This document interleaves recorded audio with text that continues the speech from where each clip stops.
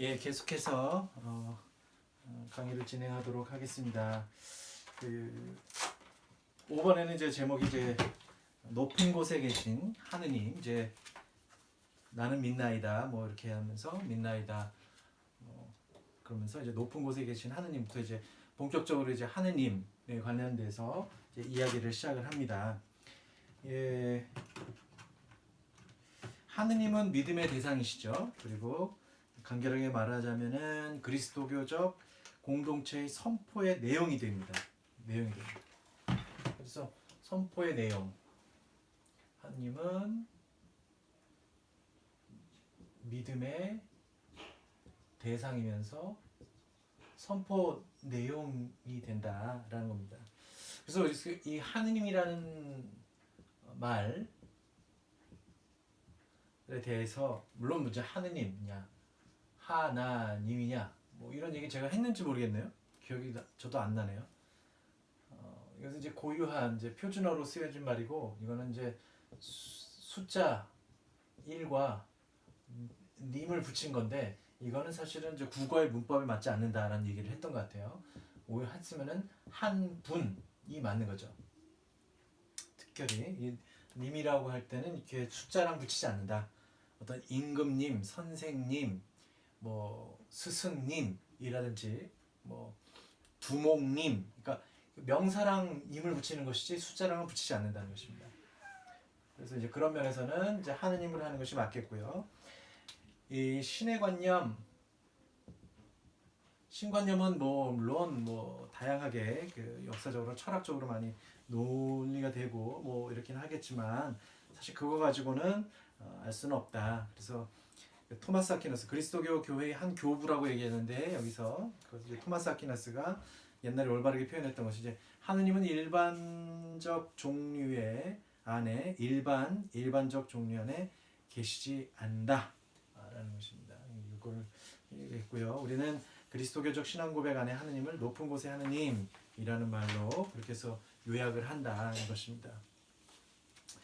그래서 높은 곳에 계신 하느님을 따지면 어떤 전적인 타자, 완전히 인간과 관련이 없는 분으로 보겠지만 그런 것이 아니라 이 신구약 성서 안에서 현존하는 분이고 성서가 말하는 하느님은 처음부터 끝까지 그분 자신을 스스로 증명하시는 분. 스스로 증명하시는 분이다라고 이제 이야기하는 게 성서에 관한 이야기입니다. 그러면 이제 성서와 관련해서 이렇게 성서는 그러면 하느님을 어떻게 이야기하느냐?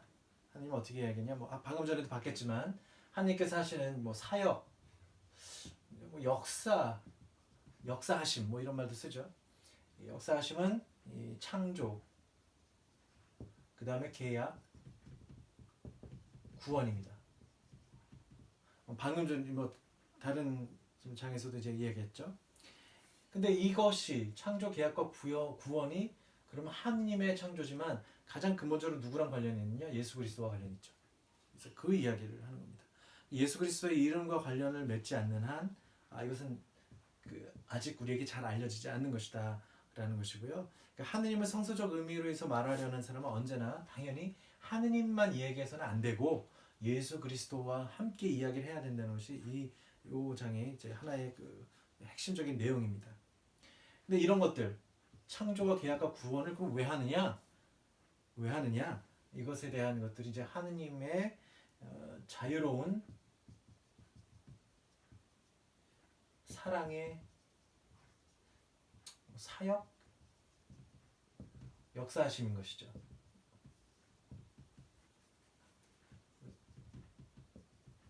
이거 같습니다.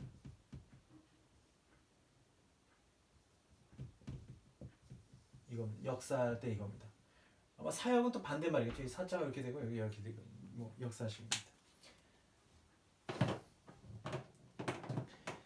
왜 그러냐면 뭐 이 얘기는 어디서 많이 들어봤죠. 제가 지금 오리게네스 얘기하면서 오리게네스에서 하느님 그 성자 그리스도론 얘기하면서 이 부분으로 왜 그러면 십자가에 돌아가셨는가 이런 것을 얘기할 때 오리게네스가 했을 때 이거 사랑의 관점에서 이제 밝힌 것이죠.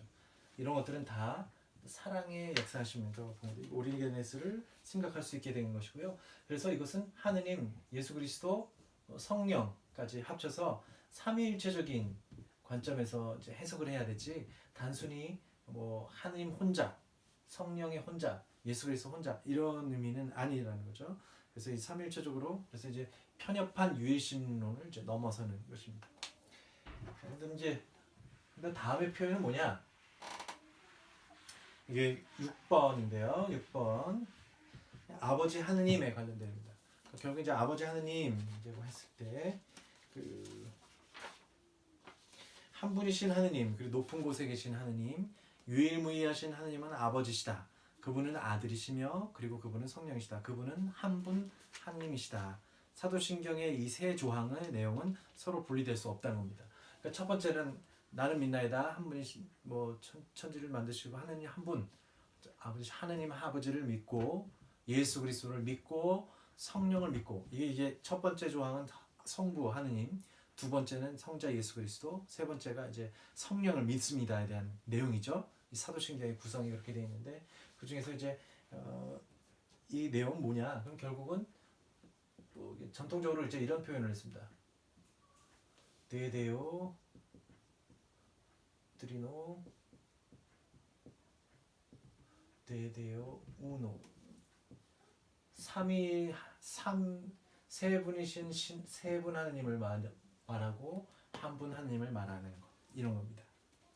결국에는 이제 삼위일체에 대한 이제 이야기인데요. 우리가 조직 신학에서 이제 삼위일체 이야기는 안 하는데 좀 뭐 이 안에서 잠깐 뭐 생각해 볼 수 있을 것 같습니다. 이것은 뭐 각자가 하느님은 이런 일을 하시고 성자는 이런 일을 하시고 성령은 이런 일을 하셔서 이렇게 구분해서는 안 된다라는 이야기합니다. 그리고 이 세 가지 존재 양식이 있지만 이 그렇게 표현이 되겠지만 이것이 결국 한 분 하느님이다라는 것을 이제 포함하는 것이죠. 이것이 어떻게 이야기하느냐? 그리스도교적 교회가 삼일체님 말할 때는 그 하느님께서는 한 존재 양식에 계시는 것이 아닙니다. 존재 양식이 뭐 하느님이란 성부 하느님 안에만 계시는 것이 아니라 이렇게 각 그분이 아버지 되시고 아들 되시고 성령 되신다. 뭐 이런 얘기입니다. 근데 이런 것들이 약간 그 모달리즘과 되게 뭐 양태론이라고 하는 양태론과 상당히 유사한 모습을 갖고 있습니다. 이런 모습은. 근데 라너도 사실 이 바르트하고 상당히 유사해요. 그래서 라너도 양태주의다 뭐 이렇게 해서 약간 의심하는 사람들이 많이 있습니다. 사실 그 삼일체를 얘기하다가는 가끔 얘기하다가는 정말 어떤 식으로도 걸고 하면은 되게 문제가 있을 수는 있어요. 하지만 여하간에 이 이야기는 단순히 그런 것은 아니고 인격 안에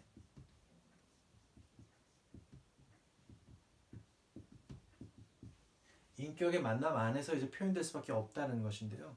그 현대인들에게 인격이라는 그 개념과 옛 이 교부 시대의 위격 구분하고 완전히 좀 다르죠. 지금 현재에서는 이 인격이라 그러면 거의 개인하고 거의 같은 차원에서 얘기를 하고요. 침범할 수 없는 규정입니다. 그래서 이 인격이라는 것은 하나의 실체적인 개념하고도 거의 같은 수입니다. 이거는 넘어설 수 없는 개인의 고유한 무엇으로만 설명이 되는 것이죠. 현대적인 개념에 있어서는. 근데 이 당시 그 당시 교부들의 개념에서는 단순히 실체적인 개념이라기보다는 하나의 뛰어넘을 수 있는 본질이 왔다 갔다 할 수 있는 그런 약간 그 초월의 개념에 좀 강했던 것 같습니다. 내재적인 개념보다는 초월의 개념이 훨씬 더 강했다고 보였을 수가 있죠.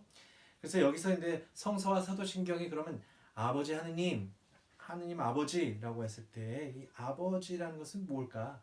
아버지라는 것은 하느님께서는 영원 전부터 계셨다. 아버지시다라는 겁니다.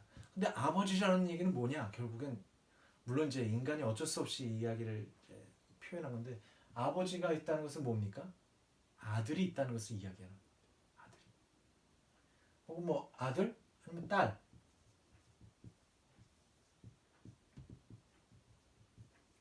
딸이 있다고 뭐 이게 뭐 어쨌든 자식이라고 합시다.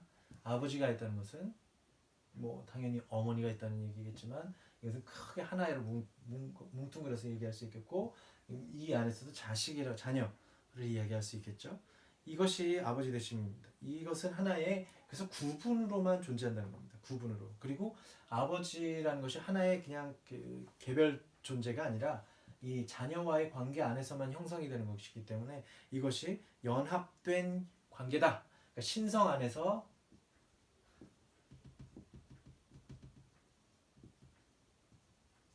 연합된 관계 이겁니다. 제가 예전에 송광사의 한 스님을 이제 만나서 이 얘기를 하는데 그 스님도 되게 뭐 학식이 높은 분인데 삼위일체 하느님이라고 하는데 그 삼위일체는 뭐 다 실체에 관련된 거라 뭐 어떻게 얘기할 수 없죠. 그래서 아니 그렇지 않습니다. 이 관계 안에서만 우리가 요새 설명하고 있습니다. 했더니만 뭐 약간 놀라시더라고요. 그래요? 관계라고 그러면 사실은 불교만큼 이 관계성이 높은 거 없는데 뭐 마찬가지입니다. 관계 안에서만 그것도 연합된 관계. 왜냐면 이것도 아버지는 당연히 자녀와 관련이 되는 것이거든요. 그런 것이 있습니다. 그래서 이럴 경우에서는 그 성부와 성자와의 이 연합의 관계, 이 끈끈한 이 연합의 관계, 이것은 끈인데 빈클룸 뭐 베리타스 뭐 카리타스라고 하는 뭐 사랑의 끈이란데 이것이 바로 이제 성령이라고 이제 바르트는 이야기를 하죠. 아버지와 아들을 강하게 묶는 이 연합된 관계 안에서 있는 것들을 했는데 그래서 조금 약간은 그래서 동방교회의 그 필리오께 논쟁이 있죠. 하느님과 아버지 그러니까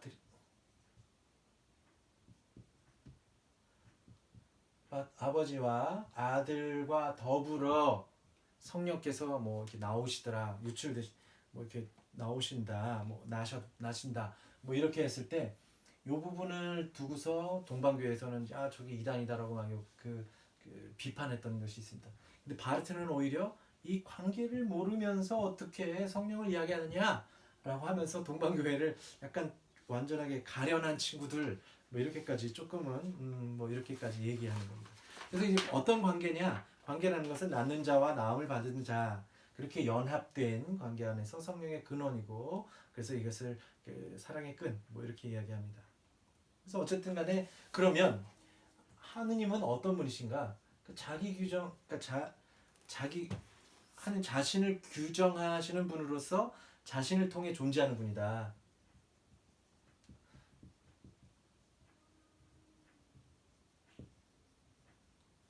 이 뭘까? 나는 존재하는 나다. 나는 나다. 뭐 이렇게 모세한테도 이렇게 계시를 하셨는데요. 이 자기 규정을 통해서 혹은 자기를 통하여선 존재다. 이 이야기는 벌써 이것을 담고 있는 것입니다. 성부, 아버지 되신 그리고 성자, 뭐 아들 되신 이런 관계 그 안에서 이제 규정이 되고 아들을 통해서 당연히 그거죠. 자신을 근데 이 자신이라는 게 뭐예요? 결국은 한 분 신성을 통해서 신이시다라는 것을 나타내는 것이죠. 그러면서 이제 그 내용들을 쭈루룩 보면요, 자신 안에서 그러니까 동일하신 거죠. 하느님 구분만 했을 뿐이지 본질은 같다는 것이죠. 그래서 하느님과 성자는 구분은 되는 것 같으나 그 존재 양식이 조금 다르신 것 같아요. 아버지 되심하고 뭐 그 아들 되심, 낳으시는 분과 낳음을 받은 분, 뭐 이렇게 해서 뭐 약간 구분은 되는 것 같지만 본질상은 하느님이 그 하느님의 아들됨을 통해서 하느님으로 되는 것이고 그렇게 해서 변함이 않으신 자신 안에서는 동일하신 분 조금 어려운 얘기 같지만 이렇게 해서 삼위일체를 이 바르트는 설명을 하고 있습니다. 그러면서 이제 그 뭐 얘기하냐면 그분 자신은 운동 중이지만 그러나 또한 정지해 계신다. 어,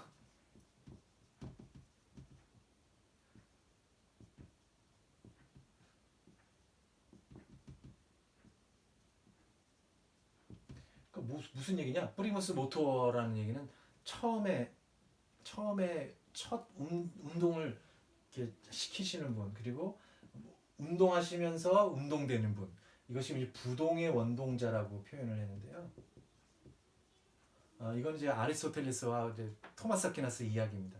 그래서 조금은 뭐 약간 좀 그렇죠. 그러니까 바르트가 이런 철학적인 것도 쓰고 있더라. 쓰고 있습니다. 그러니까 옛 것은 이런 철학적인 신과 어떤 그 규정들은 약간 배척하는 것처럼 보이면서도 뭐 그래도 쓰고는 있다는 거, 뭐 이런 것들이 약간은 좀 놀라운 일이기도 하겠지만은 물론 뭐 비판도 받겠죠 나중에는 한참. 여하간에 이것은 하나의 은혜라는 것입니다. 그렇게 해서 이제 세상이 이제 나오고 이런 것들입니다. 출생하고 그리고 그와 반대로 아버지 되신 아버지 이 상황에서 이제 피조물들은 전혀 다른 관계성에서 이제 묶여진다는 것이죠. 그래서 이것은 이분은 이제 직접성 하나님을 통해서 자기 규정되지만 피조물들은 하느님을 통해서만 규정이 되는 겁니다. 이건 창조된 것이죠. 만들어진 것이죠. 나아지신 게 아니라 만들어진 것. 그러니까 그렇게밖에 구분을 할 수가 없었다는 겁니다. 이것이 이제 6장의 내용이고요.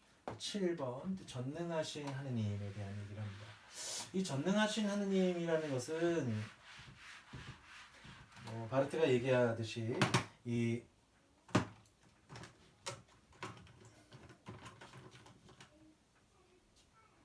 사도신경에서는 그 하느님의 속성, 하느님의 어떤 뭐 속성이라 그럴까요? 뭐 그런 것이 전능하다밖에 얘기를 하지 않는다는 겁니다.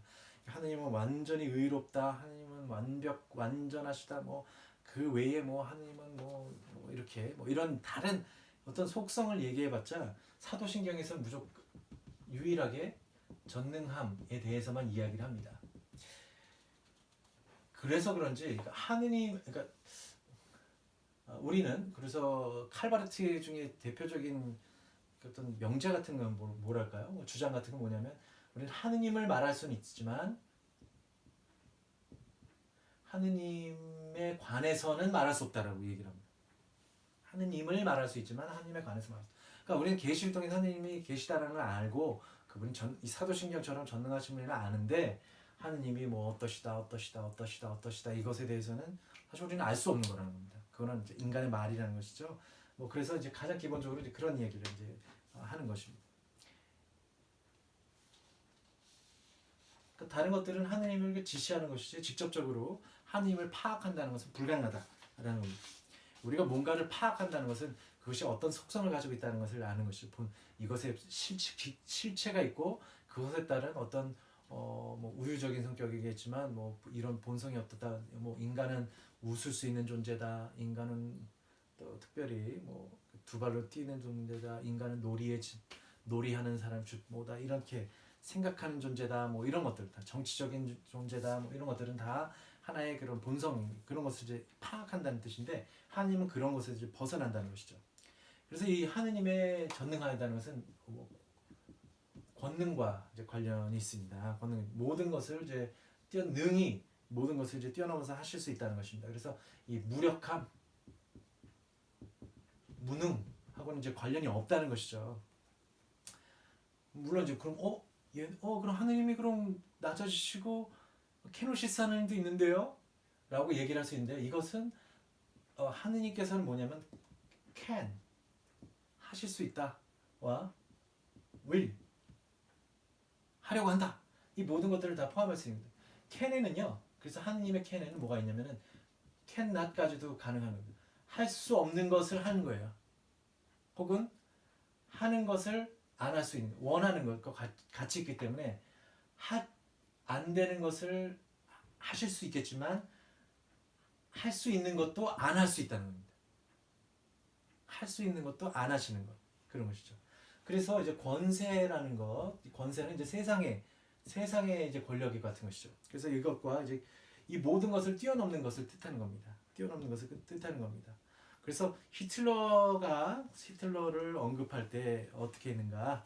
하느님을 언급하고 날 때 어떻게 했느냐? 전능자로 불렀는지 기억할 것이다. 뭐 이렇게 했는데요. 전능자, 어떤 전능자라는 것은 카오스, 악마, 마귀. 권력 그 자체는 허무고 권력 그 자체가 등장하고 지배하려 할 때 질서가 창조되는 것이 아니라 오히려 혁명할 때 이런 겁니다. 권력 그 자체는 악하다는 겁니다. 권력 그 자체는 악하다. 그리고 이 권능, 창으로의 권능과 반대라는 겁니다. 그러니까 하느님은 이러한 무능과 권세와 권력을 다 뛰어넘으신 분이다. 그런 의미에서 전능하시다. 가장 그래서 이제 의로움과 관련이 있는데요. 의롭다, 의로움 뭐 이렇게 얘기할 때는 뭐 여기서 지금 이제 독일인가 레히트랑 관련이 있는데요. 이것은 따지고 보면은 뭐가 영어로 하면은 아마 righteousness랑 관련이 있을 것 같습니다. 영어로 하면. 근데 두 가지가 있죠. 이 레히트와 관련이 있는데 독일 말로는 이제 게레히티카이트가 있습니다. 이것도 뭐 정의라고도 이것도 뭐 의로움, 뭐 정의 이것도 정의라고 할 수 있는데 이것은 약간은 그 justice랑 관련을 낼 수 있습니다. 그러니까 뭔가가 이게 법적인 개념하고 좀 관련이 있고요. 이것은 옳고 그름과 혹은 진리하고 관련이 있습니다. 하느님 아버지는 이런 법보다는 이런 것과 관련이 있죠. 참됨과 의로움, 제대로 되어야 돼. 질서, 제대로 돼야 되는 질서죠. 카오스와 악이 아닌 그런 질서입니다. 근데 그 안에서 그런 질서의 권능을 갖고 있는 건데 이게 무엇이냐? 결국 이제 사랑이라는 것이죠. 저는 설교할 때도 그런 이렇게 설명을 할 때 전능하다는 것을 어떻게 설명하냐? 하느님은 사랑으로서 전능하다고밖에 저는 설명할 수가 없다라고 설교를 하고는 하는데요. 그런 의미에서 바르트도 아마 그런 의미를 갖고 있는 것 같습니다.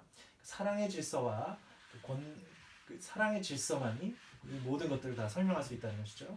전능을 그렇게 해석할 수밖에 없다는 겁니다. 이제 창조주는 8장에서 창조주 하느님에 대한 이야기를 합니다. 이 창조 신화라는 얘기도 하고요. 뭐 이렇게 하는데 보통 이제 창세기 1장하고 2장이 주로 많이 나오죠. 뭐 3장까지도 있고 뭐 신화처럼 얘기하는데 뭐 자연과학하고 이제 어쨌든 대척 관계가 있습니다. 이런 의미에서 이제 그 바르트는 결국은 여기서도 차사차사 흘러나오는 이제 자연신학과 사실 이게 자연신학과 자연과학은 다른 거거든요. 다르다기보다 다르죠.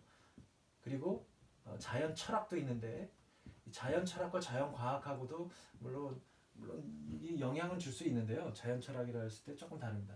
이거 과학 철학하고도 과학 철학과 자연 철학하고는 다르죠.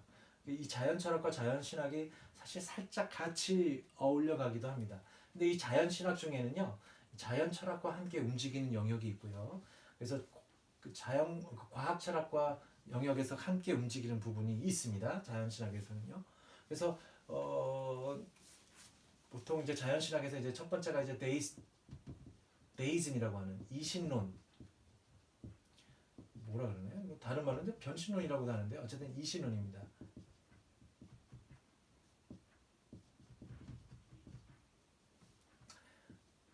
이성적으로 신을 설명하고자 하는 겁니다. 이 데이즘 같은 경우 사람들이 영국에서 특별히 좀 많이 있었고요. 뭐 라이프니스나 뭐 독일에서도 좀 있었죠.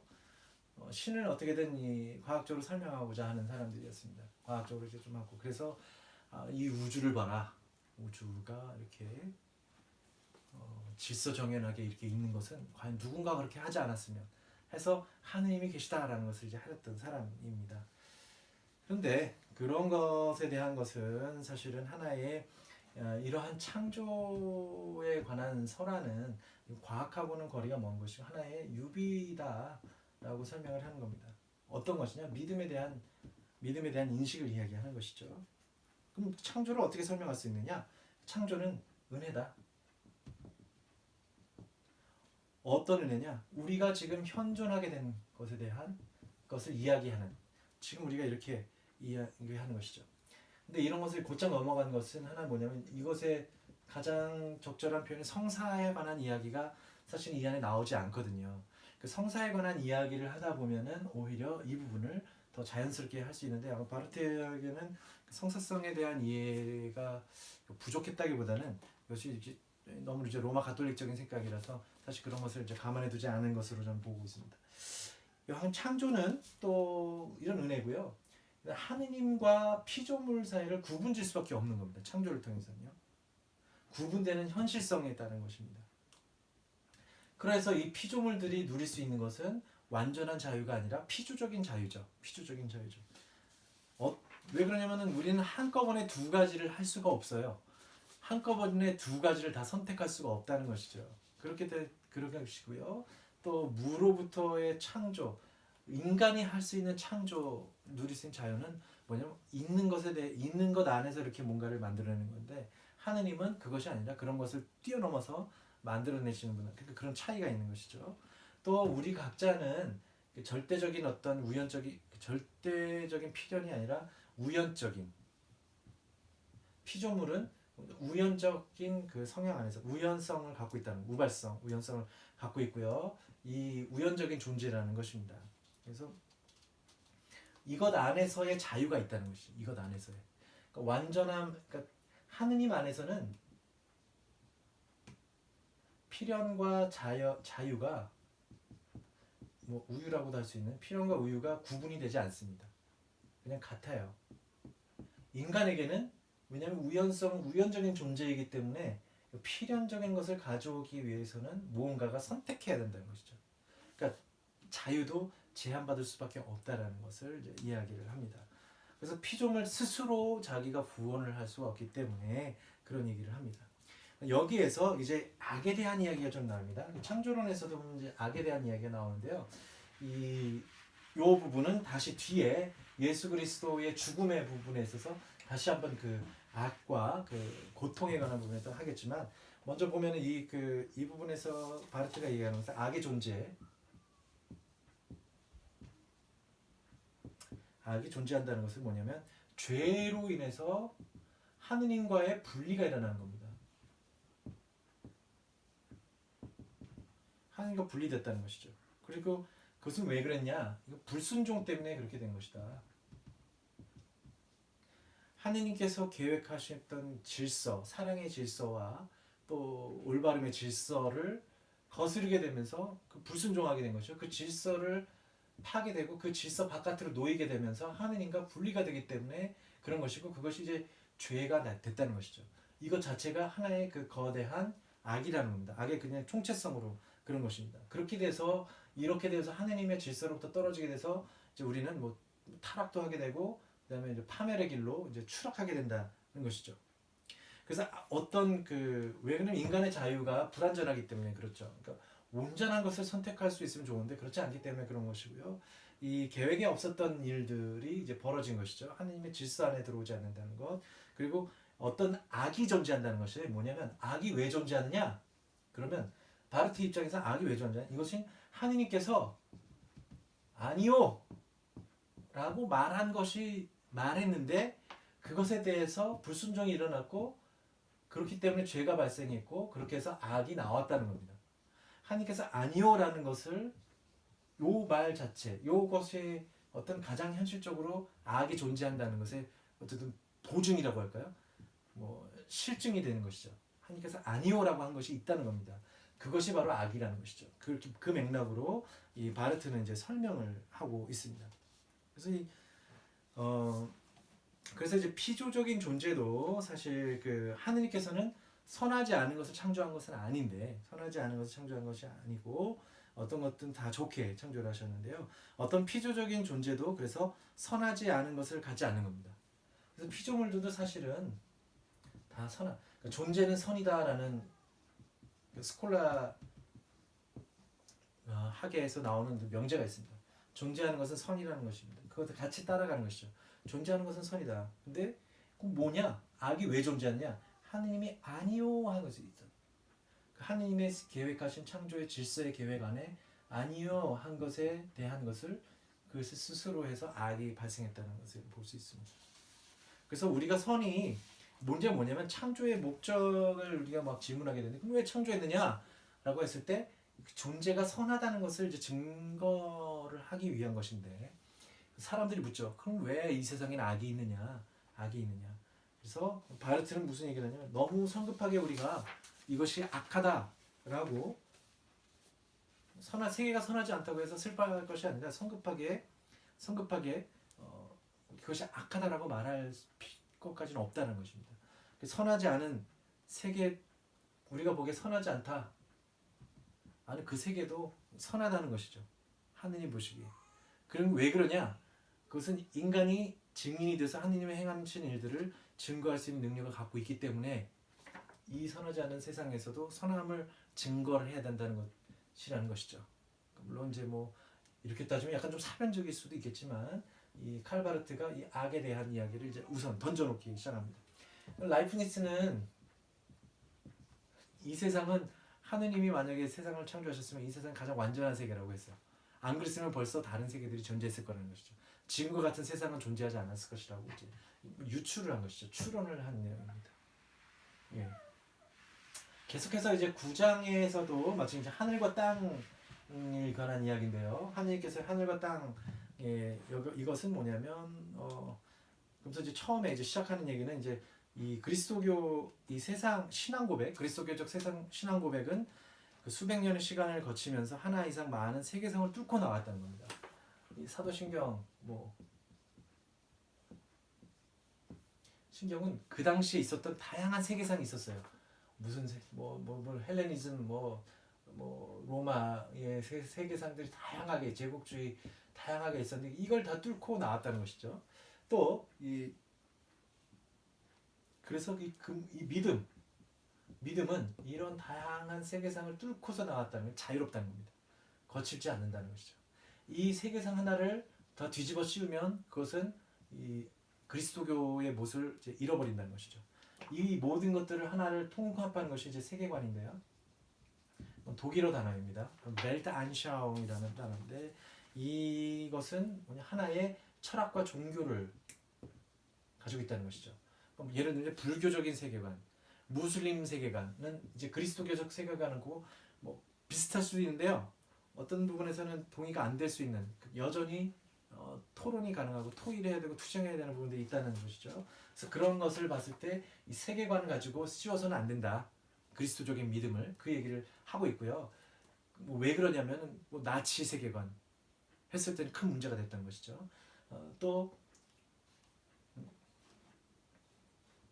그래서 그리스도교적 세계관이라는 말도 되게 조심해야 된다. 왜냐면 이것도 한 어떤 프로테스탄트라든지 로마 카톨릭이라든지 정교회라든지 이런 것들도 하나의 세계관이라고 해서 이것을 다 이 도구마라든지 신앙을 다 한꺼번에 규정해 버릴 수 있기 때문에 이것도 조심해야 된다라는 얘기를 합니다. 교회 학이라는 것은 비판의 학문인데 이 비판의 학문이라는 이름으로 이걸 갖다 덮쳐버릴 수는 없다. 그래서 이런 부분들은 되게 엄격한 부분인 것 같습니다. 하늘과 땅을 어떻게 구분하느냐? 그냥 하나의 상징인 것인데 니케아 콘스탄티노플에는 보이는 것과 보이지 않는 것의 총체를 이야기합니다. 그래서 이런 것들이 이제 그 이야기를 좀 하는 거고요. 이제 그러면서 이제 하느님에 관한 것들, 이 부분들을 다 하느님은 이런 부분들을 다 총괄하시는 분으로 이제 나타나십니다. 이제 또 본격적으로는 이제 예수 그리스도에 관련돼서 이제 우리가 이제 이 얘기를 하는데요. 이제 그것이 이제 10번부터 얘기를 합니다. 예수 그리스도라는 부분으로 이제 하는데요. 이 부분에서는 자유주의 신학에 대한 이야기와 계시, 육화 사건에 대한 이야기들이 이렇게 쭉 나옵니다. 바르트가 보는 것은 그 처음에 예수 그리스도는 주님이시다. 이 그냥 예수 그리스도는 주님이시다. 이 단어 세 개로만 구성되어 있었다는 것 안에 첫째 조항과 둘째 조항이 이제 첨가됐을 것이다라고 보는 것이죠. 그래서 가장 기본적인 것은 바로 이제 그리스도론인데, 그리고 그리스도에 관한 두 번째 조항 이것으로 이 하느님과 이 성령을 이것을 빛으로 밝혀줘야 된다. 오히려 그렇게 좀 이야기를 하는 겁니다. 그래서 이렇게 바르트의 도그마를 보면은 사실 예수 뭐랄까요? 그리스도 가장 강력한 어떤 그리스도 중심주의라고도 볼 수가 있겠죠.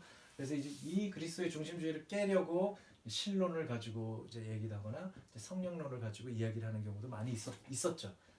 사실 근데 따지고 보면 이제 바르트는 요 중심만 확실히 잡고 있으면 문제 없다라고 하는 것이죠. 물론 이제 논리적으로 나쁘지는 않습니다. 토론하거나 이렇게 할 때는 좋긴 한데요. 이제는 문제가 되는 이제 그리스도로 중심주의라는 것을 하나를 세계관으로 몰아가면 그것을 이제 조금 그것도 하나의 문제가 될 수 있다는 것이죠. 그래서 이것이 어떻게 된 것이냐? 이 신론만 가지고 이야기하거나 이제 성령론 가지고 이제 예수 그리스도를 이제 규정하려고 했다는 것, 그런 것들을 해서 대화를 하겠다 하는 것이 이제 문제가 된다는 것입니다. 여기서 나오는 것이 이제 뭐 왜 그랬냐면은 17에서 18세기 이후에 어떤 그 신학을 보면 이제 피가 된 것이 슐라이어마흐인데요.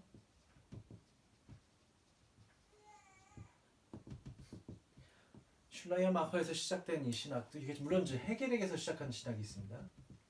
그것도 이제 변증법적 신학이 되겠죠.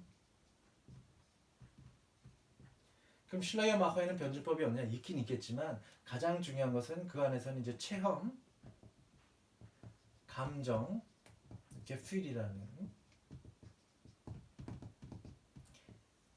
여기가 그 주관주의적인 흐르죠. 이것은 어떠한 그러냐면 나중에 이제 심리주의로 빠진다는 것이죠. 그래서 객관성을 담보를 못하는 학문으로 이렇게 쭉 내려오게 된다는. 그래서 이제 슐라이어마허의 그 해석학이 이제 비판을 받고 신학이 이제 비판을 받는 것 중에 하나거든요. 물론 이제 감정이 기본적으로 있어야죠. 신앙이라는 것은 감정이 관련이 안 될 수는 없는데 이것을 기초로 삼다 보니까 결국은 심리학주의로 빠지게 됐더라. 그리고 객관성을 담보할 수는 없다. 우리가 아무리 주관이 중요하지만 객관성도 함께 가지고 가야 되는 것들이 어쨌든 해석학의 해석학의 어떤 균형을 잡고 있는 것인데 이제 약간 이제 주관성으로 빠지는 수밖에 없는 상황에 있다는 것이죠. 그런 것을 이제 질타를 하는 겁니다. 그러니까 여기에서 이렇게 되다 보니까는 주관성으로 가다 보니까는 자유주의적으로도 빠진 것입니다. 그래서 이 자유주의 신학자였던 하르낙과 뭐 이런 그 이후에 모든 그 개신교 신학의 특별히 그런 것들을 지금 비판하고 있는 것이죠. 이 부분의 현대 신학에 관해서는 21항인 21항 이 책의 21항에 대해 다시 이제 설명을 할 것으로 보입니다. 이 그 주체 중심의 이 신학이 이제 현대 신학을 이제 규정하고 있기 때문에 이것을 이야기합니다. 여기에서 이제 신학과 철학이 갈라진다고 봅니다. 바르트는 그래서 엄격하게 변주법적 신학이겠지만 이걸 뛰어넘어야 되는 겁니다. 이것을 다. 그래서 이제 어떤 면에서는 뭐 철학과 이런 면에서는 철학과 이러한 그 성령 중심의 이런 신학, 그 주관주의 신학과 이 그리스도 중심으로 오는 이런 신학과는 여기서부터 갈라진다라고 보는 것이죠. 여기서 이제 예수 그리스도를 믿을 때 그 예수와 그리스도를 봤을 때 요거 하나는 이스라엘의 모든 것을 담고 있는 내용이고요. 이 그리스도라는 말 자체는 그리스어죠. 히라보입니다. 히라보예요. 그래서 이 부분은 제자들이 예수 메시아라고 안 불렀다는 겁니다. 히라보로 안 부르고 예수 그리스도라고 불렀을 때는 예수 이스라엘 안에서 구원이 왔지만 이제 세계로 가는 길을 된 것이고요. 또 그 이름 안에서 이 역사가 이제 역사성을 이 안에서 담고 있다는 겁니다. 유대인으로 오셨고 그러나 세계의 그리스도인으로 이제 나가신다는 겁니다. 역사가 된다는 것이죠. 또 중요한 것은 왜 예수 그리스도라는 이름을 가졌다는 것은 뭐냐? 예수라는 이름 가졌다는 건 뭐냐? 하느님께서 이제 바로 창조를 하셨는데 피조물을 창조하셨는데 이제 그 피조물의 위치까지도 내려오셨다는 겁니다. 아주 엄청난 혁명인 것이죠. 피조물이 되셨다라는 것까지 왔다는 것에 근본적으로 있다는 것입니다. 그래서 육화라는 것은 하나의 역사적인 의미로 우리가 받아들일 수밖에 없다. 그리고 아주 이런 겁니다. 그 육화라는 것을 두고서 이 육화 사건을 역사적인 하는 사건으로 봤어야 되고 그리고 특별한 사건으로 봤어야 되는데 리츠이라는 학파 리츠는 이제 그 슐라이어마허 이후에 레이첼 가고 뭐 하르나까지 이런 어떤 그 자유주의 신학자들이 이제 어떻게 봤느냐 이런 것을 하나의 예수 그리스도를 실질적으로 어떤 실제하는 인물보다는 그냥 그리스도를 그냥 본질적인 존재로 봤다는 것 이런 것 때문에 약간 여기서도 이제 바르트가 이제 비판을 가하고 있습니다. 구원자요 하나님의 종에 관련돼서 우리가 호칭 그리스도론에 대해서 약간 이야기합니다. 방금 전에 예수 그리스도라 했을 때 예수는 이스라엘이고 그리스도는 어떤 히라보니까 이런 가운데서 예수 그리스도 제자들도 그렇게 불렀다라고 이야기를 하는데요. 중요한 것은 하느님께서 어떻게 하셨느냐? 창조 사업을 하셨고, 창조 사업을 하시고 계약을 맺으시고 구원 사업을 하셨다는 건데, 마찬가지로 그러면 하느님은 누구랑 처음에 그럼 계약을 맺으시는가? 이스라엘 사람들과 맺었다는 겁니다. 그리고 어떤 사람이 야 교회와 회당과는 아무 사이가 없다 그러면은 이때 모든 것은 한순간에 무너진다고 이제까지 얘기합니다. 그러면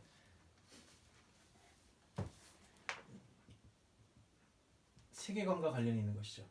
하느님이 이스라엘과 관계를 맺고 있는데 이스라엘과 교회, 지금의 그리스도 교회와 관련이 없다고 얘기하면 그것은 이 세계관이 무너져 버린다는 겁니다. 하느님께서 이스라엘을 선택하셨다는 것 자체도 계약을 맺으셨다는 것 자체도 거부하게 된다는 것입니다. 이것은 뭐 새로운 그리스도교를 만들 수 있는 것입니다. 그래서 결국은 이 교회와 이스라엘하고는 아주 밀접한 관계를 맺을 수밖에 없다라는 얘기를 합니다. 이거는 사실 이제 경험으로 해서 오는 것이죠.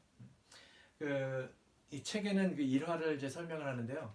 그 프리드리 2세라고 합니다. 그 프리드리 대왕이라고 하는데요. 그 프러시아의 그 프로이센의 황제였는데 그 사람이 이제 주치가 츤머만이라는 사람이 스위스 사람이었대요. 그래서 그 사람한테 그냥 재미 삼아서 이런 얘기를 했답니다. 야 하느님이 어떻게 계시냐? 라고 물었는데 그냥 그 의사가 하는 얘기가 유대인들이 있지 않습니까? 그들이 있으니까는 예수 그리스도가 존재했고 하느님이 있었다는 것을 이야기한다는 겁니다. 그냥 아주 그것만으로 아주 훌륭한 질문이다, 대답이었다라고 이제 바르트가 그 책에는 얘기를 하고 있는데요.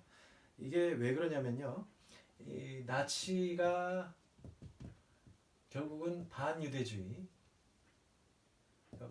반셈족주의를 이제 주창할 때 이제 이런 것이죠. 결국 이 얘기랑 똑같다는 것입니다. 그래서 이스라엘을 부끄러워하는 자는 바로 예수 그리스도를 부끄러워하는 것과 같다. 그와 함께 자신의 고유한 존재를 부끄러워하는 것이다라고 얘기할 정도입니다. 근데 유럽의 역사들이 이제 많은 부분에 그렇게 해서 정치하고 연관되면서 이제 유대인들을 하나의 희생양으로 삼기도 하고요. 엄청나게 많이 박해를 했던 것들이 어떤 역사라는 것이죠. 그럼 여기서 그러면은 이게 독일 국가사회주의가 이렇게 해서 하면서 결국은 이제 예수 그리스도와 이스라엘을 끊어버리고 자기들이 새로운 종교를 만들려고 했던 것들에 대한 어떤 강력한 비판인 것이죠. 유다인 배척주의라는 것이 하느님 없음. 그러니까 결국은 이스라엘을 배척하고 유다인들을 반유다했다는 것 자체는 이제 무신론이다라고까지도 이제 주장하는 것이 이제 바르트의 입장인 것이죠. 결국에는 그러면 이스라엘은 계약의 당사자고 구원의 원래 수혜자였는데 어떻게 되느냐? 예수 그리스도를 배척하고 뭐 사형하게 넘겼고 하기 때문에 이 부분에 있어서는 심판이 먼저 일어났다라고 얘기를 한 겁니다. 그래서 후에 다시 이렇게 한다는 것 자체는 다 쓰러져 죽은 사람을 왜 이렇게 하느냐라고 해서 오히려 그건 잘못된 것이라고 이야기를 하는 것이죠. 예수 그리스도께서 이스라엘의 완성이며 이제 성취라는 것 실은 것을 얘기를 하는 것이고요. 결국 이제 계시의 정점 바로 나자렛 예수에서 있었다는 것. 이 창조와 계약과 구원 이런 모든 것들이 다 하나의 계시를 이루게 됐을 때 이스라엘과 예수 그리스도의 관계, 예수 그리스도가 이스라엘에서 나오셨다는 것 이런 것들은 하나의 이스라엘도 이제 곧 지금은 예전부터 심판받았지만 결국은 다시 은혜로 은총을 입을 것이다라는 것을 이야기를 하고 있는 겁니다. 그래서 강하게 나치즘을 이제 비판하고 있는 것 중에 하나 되어 있습니다. 하느님의 유일하신 아들 12장을 보시면은 독생자 이런 얘기를 하는 건데요. 그것은 하나의 그 관계 규정이죠.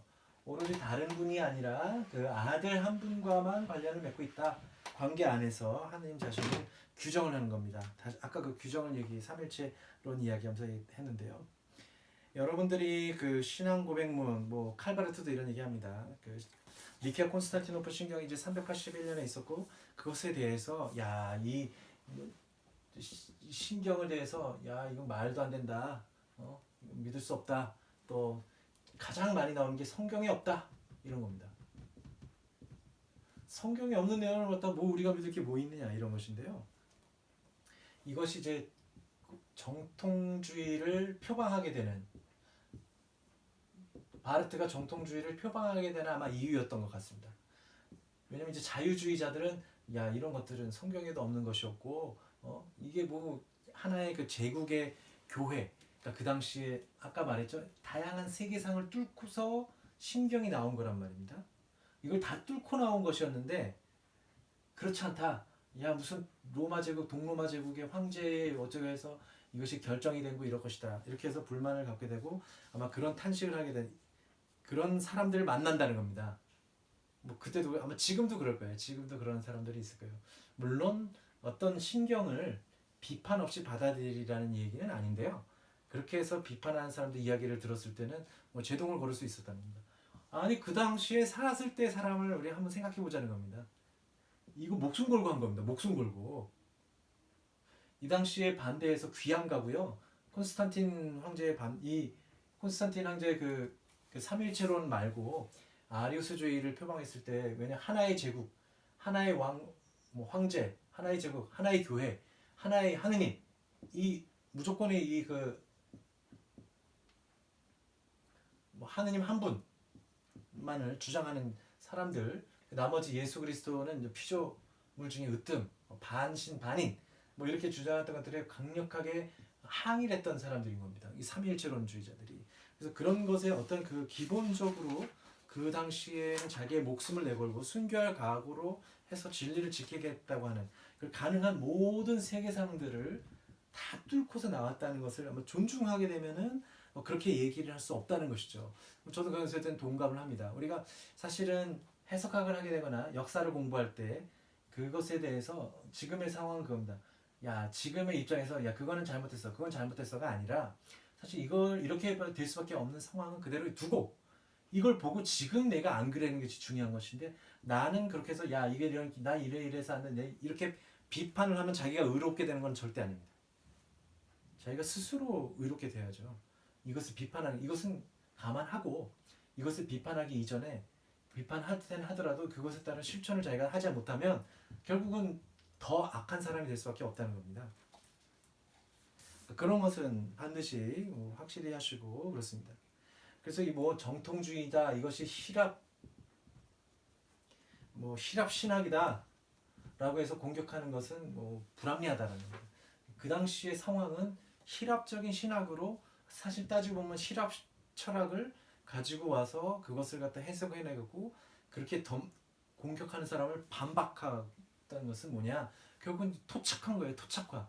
이 세계가 그러한 질서 안에 있을 때 그걸 그 당시의 언어로 해서 이야기를 한 것이죠. 물론 그렇다면 이 정통주의 뭐냐? 이 이야기를 지금에 와서 할 때 가장 핵심적인 내용을 얘기를 해야 된다. 하느님 한 부분이시다.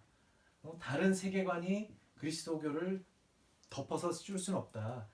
이 나치 정치적인 국가주의가 이 교회를 완전히 장악할 수 없다. 이 얘기를 하고 싶은 겁니다. 이 얘기를 하고 싶은 것이죠. 그래서 하느님의 섭리와 인간이 혼동해서는 안 된다라는 이야기도 바로 그런 이야기입니다. 교회는 자기 주장을 하지 않고 어떤 견해 이런 거를 그걸 하는 것이 아니라 믿고 고백하는 교회, 이것이 중요한 것이죠. 자, 13번 이제 우리 주 얘기는 뭐냐면 이제 우리의 주님이 되셨다는 것은 유일무이한 인간으로, 그리고 그 결정은 바로 한 분 하느님께서 하셨다. 우리의 주라는 것은 뭐냐? 우리의 주님이 되셨다라는 것은 이분이 우리를 대표하신다. 그리고 대체를 하신다. 대신하신다. 뭐 이런 것까지 다 들은 겁니다. 그래서 우리는 이 은총에 그저 무릎 꿇고 기도할 수밖에 없다라고 이제 고백을 하는 것이죠. 순종은 들음에 기초를 하고 들음은 말씀을 받아들이는 것이다. 그래서 예전부터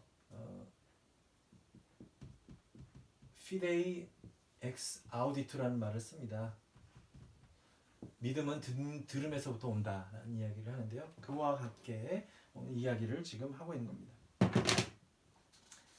그래서 결국은 우리의 주가 인간의 입장에 서신다는 얘기는 뭐냐면 인간의 입장에서 서신다? 그럼 누구 앞에서 인간의 입장에 선다는 겁니다. 그래서 이분 중재자라고 하는데요.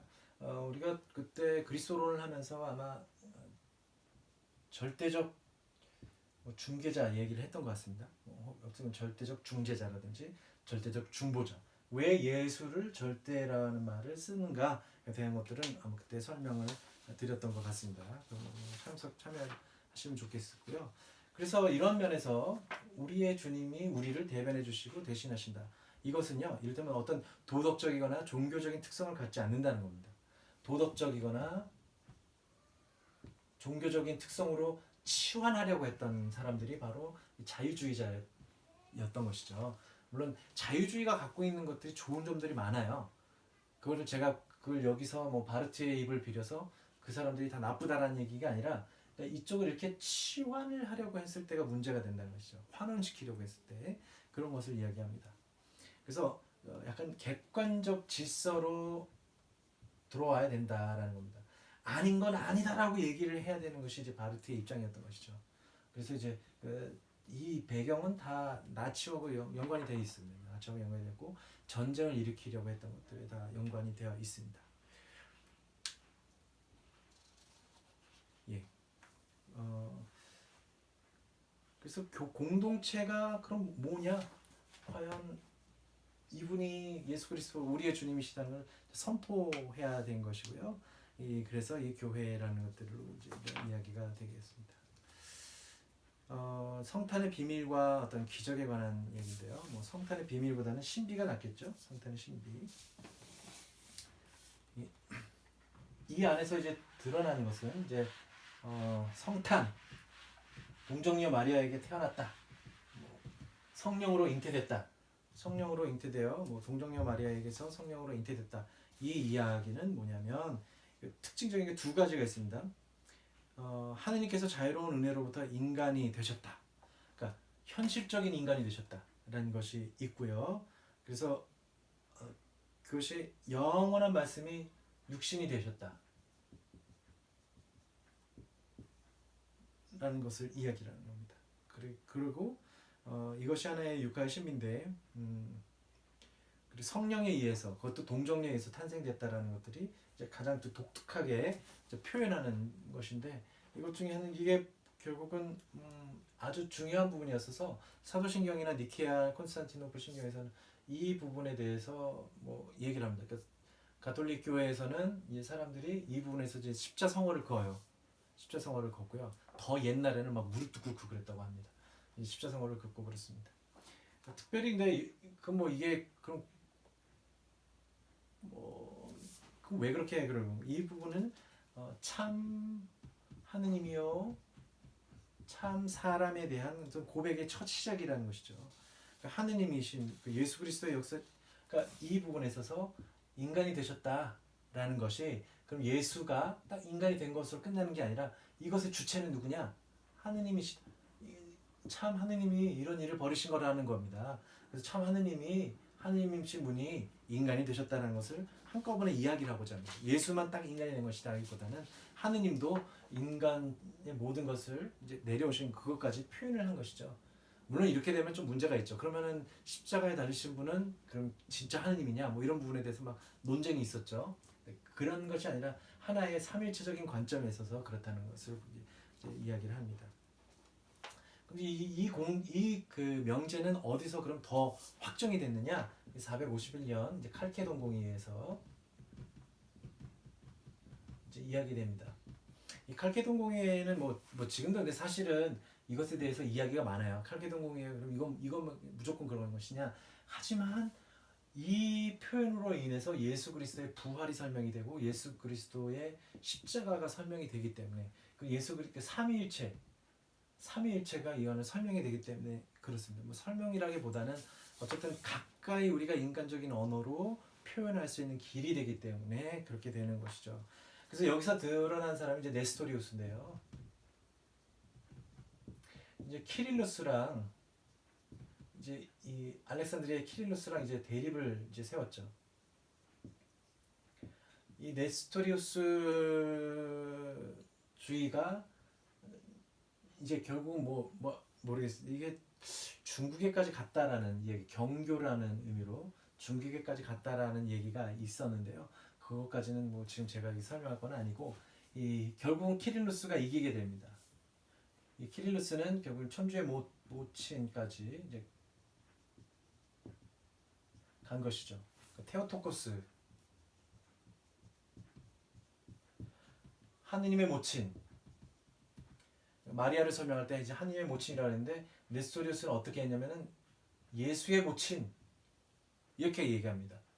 뭐 그리스도의 모친이라고는 하겠지만 하느님까지는 설명할 수 없겠다라고 해서 이제 여기서부터 이제 문제가 더욱더 발생을 하게 되고 결국은 이 이야기는 어떻게 흘러가게 되냐면 네스토리우스는 예수 그리스도의 신성은 인성을 다 벗겨내서 이걸 떼 버려야지만 신성을 찾을 수 있다라고 주장했기 때문에 여기서부터 이제 배척을 당하게 된 것이죠.